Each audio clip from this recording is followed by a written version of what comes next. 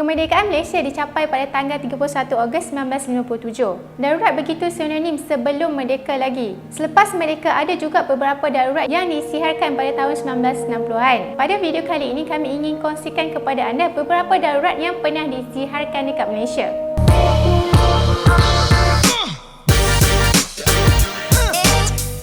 Yang pertama ialah Darurat Tanah Melayu. Darurat Tanah Melayu berlaku pada tahun 1948 dan berlanjutan sehingga 1960. Ia terjadi akibat daripada persengketaan Parti Komunis Malaya PKM dengan Kerajaan British di Tanah Melayu. Darurat ini disiharkan pada 7 hari bulan 7 1948. Punca berlakunya darurat ini ialah selepas pendudukan Jepun pada tahun 1942 sehingga tahun 1945. Nasionalisme orang Melayu telah dipengaruhi oleh orang Jepun. Semasa pendudukannya telah mendorong mereka ni untuk mempunyai perasaan nak ada kerajaan sendiri. Pembunuhan seramai 3 orang pengurus ladang yang berbangsa Inggeris di Sungai Siput, Perak pada tahun 1948 telah menyebabkan kerajaan mengisytiharkan darurat di Tanah Melayu pada masa itu.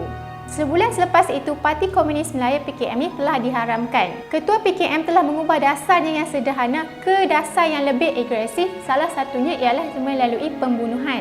PKM memulakan dengan mogok bersama Kesatuan Sekerja serta penubuhan Persatuan Buruh baru iaitu New Democratic Youth League. Tetapi permogokan itu gagal dan undang-undang baru dibuat oleh British untuk melemahkan PKM. PKM telah memulakan serangan senjata untuk mendapatkan apa yang selayaknya mereka dapat. Hubungan PKM dengan British ni semakin tak baik apabila Champing ni telah menjadi ketua yang baru.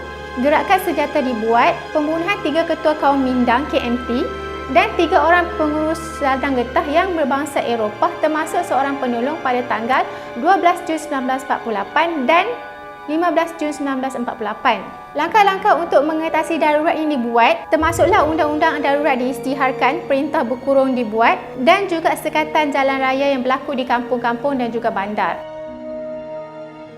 Yang kedua ialah konfrontasi Indonesia-Malaysia. Rancangan penubuhan Malaysia telah diumumkan pada Mei 1961. Rancangan ini menggabungkan Malaysia, Singapura, Brunei, Sabah dan juga Sarawak membentuk satu gabungan. Tetapi idea ini kurang disenangi oleh beberapa pihak, terutamanya ialah Indonesia. Indonesia merasakan tidak berpuas hati dan memulakan penentangan terhadap idea penubuhan Malaysia. Penentangan daripada Indonesia ini muncul selepas pemberontakan Brunei pada 7 Disember 1962 apabila Tengku Abdul Rahman membuat kenyataan bahawa Indonesia terlibat dalam membantu pemberontakan. Pemberontakan ini didalangi oleh kumpulan yang melibatkan Tentera Nasional Kalimantan Utara TKNU iaitu sebuah pasukan militan yang disokong oleh Indonesia. Persekutuan Borneo Utara merupakan rancangan untuk menggabungkan 3 negara iaitu Sarawak, Borneo dan juga Brunei membentuk satu gabungan. Namun begitu, Sultan Brunei ini lebih cenderung untuk menyertai Persekutuan Malaysia berbanding dengan Persekutuan Borneo Utara. Bagi Indonesia, penubuhan Persekutuan Malaysia yang menggabungkan semua pihak ini akan memberikan ancaman kepada mereka. Mereka percaya bahawa penubuhan Malaysia ini adalah salah satu cara British untuk meneruskan sistem kolonial secara tidak rasmi. Mereka juga bimbang yang British ini akan terus mengawal pentadbiran Persekutuan Malaysia. Parti Komunis Indonesia menyela rancangan Malaysia dalam penerusan dasar neokolonialisme yang dirancang oleh Kerajaan British. Pada 20 Januari 1963, Dr. Subandra iaitu Menteri Luar Malaysia mengumumkan dasar konfrontasi terhadap Malaysia dengan alasan ia akan mengancam kedudukan Indonesia. Peristiwa penentangan ini bermula dari Januari 1963 hingga Disember 1964. Pada akhirnya, Dr. Ismail Abdul Rahman telah membawa isu ini ke Majlis Keselamatan PBB. Kaedah provokasi ini tidak mengubah pendirian Malaysia untuk bertindak selain daripada cara diplomatik. Pada 4 Ogos 1966, Kerajaan Indonesia telah mengumumkan penambatan konfrontasi selepas berlaku beberapa perundingan.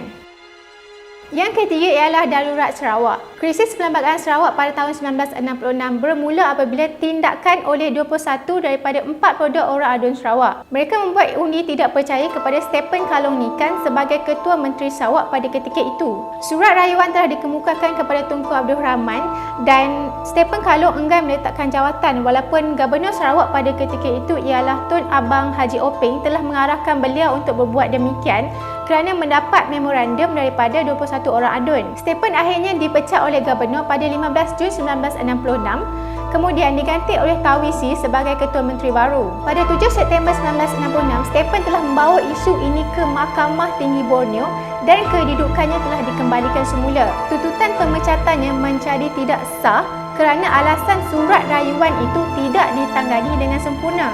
Tetapi kerajaan Malaysia telah membuat keputusan untuk mengisytiharkan darurat di Sarawak pada 14 September 1966 dengan menggunakan ketidaktenteraman politik yang berlaku pada ketika itu. Stephen Kalong kemudian ditolak dengan undi tidak percaya pada kali kedua pada 23 September 1966 dan krisis politik di Sarawak telah selesai.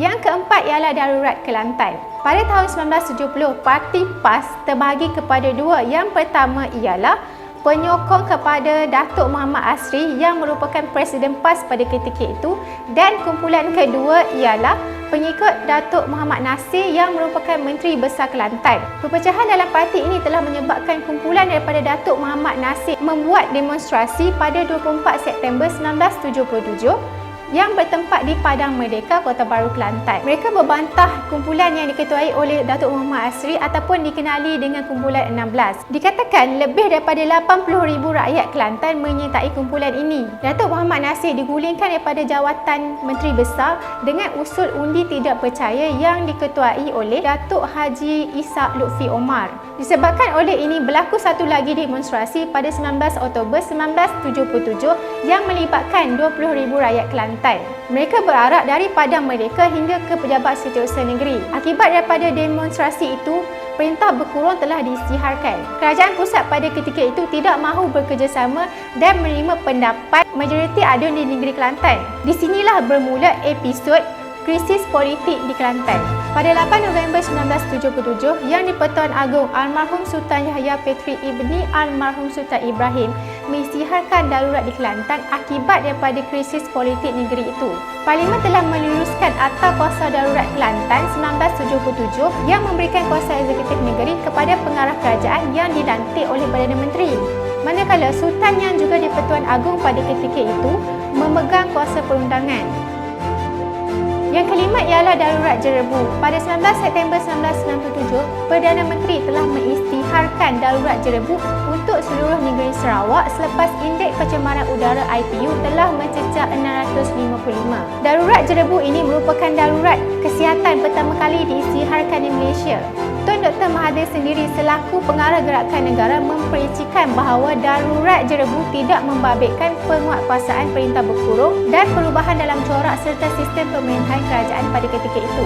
Perisytiharan ini cuma memberikan kuasa kepada Jawatankuasa Pengurusan dan Bantuan Bencana Negeri mengarah penutupan semua pejabat kerajaan dan swasta kecuali perkhidmatan perlu seperti hospital dan kedai bekalan makanan. Polis Diraja Malaysia dan Angkatan Tentera diarahkan untuk mengatur dan mengambil langkah yang perlu bagi menjamin keamanan dan keselamatan di Sarawak. Darurat Jerebu ini diisytiharkan bagi menjaga kesihatan rakyat di kawasan tersebut untuk mengelakkan kemalangan akibat daripada jerebu yang menjejaskan pemandangan di jalan. Dikatakan jerebu pada September 1997 paling buruk dari segi indeks bacaan udara dan juga jangka masa tempoh jerebu itu juga panjang. Jerebu ini berlaku akibat daripada kebakaran hutan yang tidak terkawal di Sumatera dan juga Kalimantan, Indonesia. Ditambah pula pada ketika itu ialah musim kemarau yang panjang yang menyebabkan lebih banyak terkesan. Walaupun peristiwa penting ini berlaku berpuluh tahun yang lalu, tapi paruh itu masih ada sehingga kini dan ia meninggalkan kesan kepada negara. Oleh itu, selamat menyambut Hari Kemerdekaan pada tahun 2022 daripada saya Kak Kelly. Bye, Assalamualaikum.